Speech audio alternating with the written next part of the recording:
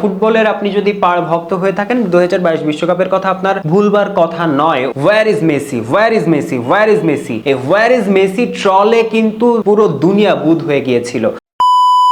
2022 বিশ্বকাপের কথা নিশ্চয়ই ভুলে যাননি আপনি যদি একজন আর্জেন্টাইন সমর্থক হন, কিংবা ফুটবলের আপনি যদি পাড় ভক্ত হয়ে থাকেন 2022 বিশ্বকাপের কথা আপনার ভুলবার কথা নয়। ওই বিশ্বকাপে কি হয়েছিল, আর্জেন্টিনা চ্যাম্পিয়ন হয়েছিল। 2022-এর যে প্রথম ম্যাচটা সৌদি আরবের বিপক্ষে তারা খেলেছিল বিশ্বকাপে, সেই ম্যাচে 2-1 গোলের ব্যবধানে যখন আর্জেন্টিনা হেরে যায়, কি কথা উঠেছিল?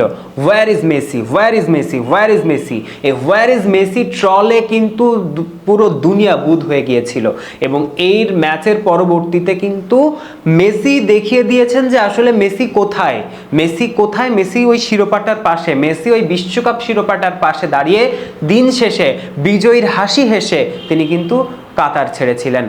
এবং আপনি যদি লক্ষ্য করেন, ওই যে তারা অস্ট্রেলিয়ার নকআউট ম্যাচে অস্ট্রেলিয়ার বিপক্ষে মুখোমুখি হয়েছিল, মেসির গোলটার কথা মনে আছে? তার আগে কর্নার নিতে যখন মেসি যাচ্ছিলেন তখন কি বলছিল জানেন? চ্যান্টিং যদি আপনারা শোনেন তাহলে শুনবেন যে Messi is fraud, Messi where is Messi, হ্যান ত্যান কত কথা মেসিকে নিয়ে। তার মানে এর থেকে একটা কথা, একটা সিদ্ধান্তে আমরা আসতে পারি। সিদ্ধান্তটা কি? সিদ্ধান্তটা হচ্ছে, আপনি যদি মেসিকে প্রভোক করেন, আপনি যদি মেসিকে উস্কে দেন, তাহলে this is a nightmare for you. Real মাদ্রিদের একজন কোচ, আমি এখন নাম নিচ্ছি না, তিনি বলেছিলেন আমি মেসিকে নিয়ে কোনো কথা ড্রেসিং রুমে বলি না, কারণ মেসিকে নিয়ে যদি কথা বলা হয় তাহলে প্লেয়াররা ভয় পেয়ে যাবে। আরও একজন ডিফেন্ডার বলেছিলেন, এই মুহূর্তে আমি নাম নিচ্ছি না, ঠিক আছে, এই মুহূর্তে নাম নিচ্ছি না, তিনি বলেছিলেন যে আপনি মেসিকে শান্ত হয়ে থাকতে দিন। মাঠে যখন মেসি শান্ত আছেন, তাকে শান্ত মনে পায়চারি করতে দিন, দেখতে দিন, তাকে নিজের মতো খেলতে দিন। কিন্তু আপনি যদি মেসিকে প্রভোক করেন তাহলে কিন্তু তার you have to pay for this. এবং এরকমটাই হয়েছে, এরকমটা আমরা দেখে এসেছি। মেসিকে যখন অস্ট্রেলিয়ার সমর্থকরা বলছেন where is Messi, Messi is fraud, Messi is nothing, এই চ্যান্টিং যখন হচ্ছে, মেসি একটা কর্নার কিক নিলেন, বলটা নিজের পায়ে নিলেন, চমৎকার কিছু অন টু পাস খেলে নিলেন, তারপরে একটা দারুণ গোলে অস্ট্রেলিয়ার গোলকিপারকে বোকা বানিয়ে অস্ট্রেলিয়ার থেকে স্বপ্নটা নিজেদের দিকে কেড়ে নিলেন।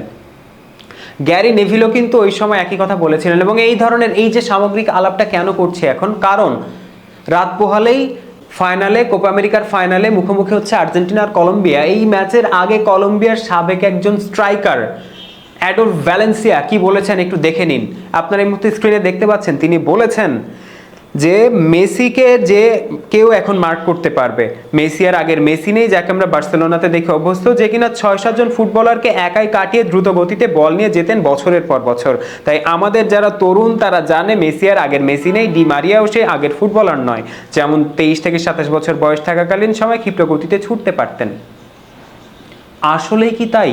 আপনি যদি একটু মেসির স্ট্যাটের দিকে লক্ষ্য করেন তাহলে এই মুহূর্তে আপনি দেখতে পাচ্ছেন যে মেসি কিন্তু এবারে টোটাল 12টা শট নিয়েছেন এই টুর্নামেন্টে, 5টা অন টার্গেট শট নিয়েছেন, 8টা ড্রিবলে সাকসেসফুলি করেছেন, সর্বোচ্চ 13টা কি পাস করেছেন, সর্বোচ্চ 8টা বিগ চান্স ক্রিয়েট করেছেন।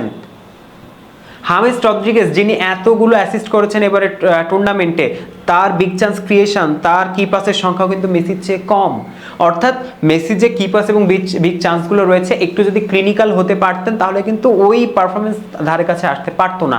সুতরাং এই যে মেসিকে নিয়ে প্রভোকিং করা হচ্ছে, আসলে এই প্রভোকিংয়ের যে বিষয়টা সেটা কিন্তু আসলে মেসির জন্য একটু দরকার। মেসির জন্য এগুলো টনিক হিসেবে কাজ করে, স্পার্ক হিসেবে কাজ করে। মেসিকে যখনই এই কাজগুলো করা হয় মেসির বিপক্ষে, মেসিকে যখনই প্রভোক করা হয়, এই কথাগুলো বলা হয়, মেসি জ্বলে ওঠেন। তার যত শ্যাকলস আছে, তার যত প্রতিবন্ধকতা আছে, তার মনে যত জড়তা আছে, তার দেহে যত জড়তা আছে, খেলায় যত জড়তা আছে, সব কিছুকে ভেঙে চুরে দুমড়ে মুচড়ে দিয়ে মেসি কিন্তু জ্বলে ওঠেন। ইতিহাস সাক্ষী আমরা বারংবার এই জিনিসটা দেখেছি।